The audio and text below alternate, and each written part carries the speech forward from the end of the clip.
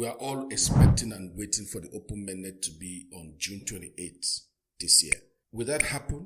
We're yet to find out. Now, what happens immediately after the mainnet remains a big question in the minds of a lot of pioneers. I've gotten comments, I've gotten questions, and a lot of people who joined my Telegram group has been asking questions. How can they retrieve their passphrase? Let me explain in this video one more time. Once you have lost your passphrase to your wallet, the simple thing is to recreate or create another wallet in order to get another set of passphrase. And I will strongly recommend that when you create a new wallet, please secure your passphrase and don't lose it again.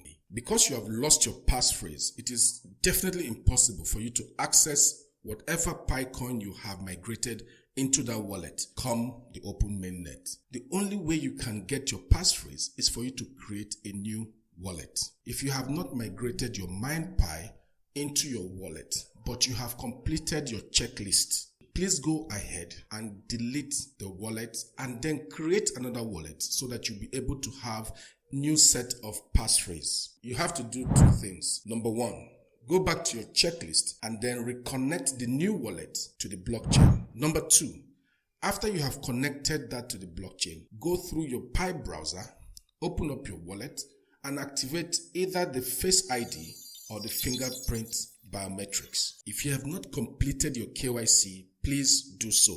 It's one of the criteria for you to be migrated onto the open mainnet fully. When your 24-hour mining session completes, before you click on it to start a new process to mine, go to your Pi browser and check for KYC slots. Now the next step is for us to now get ready for the mainnet.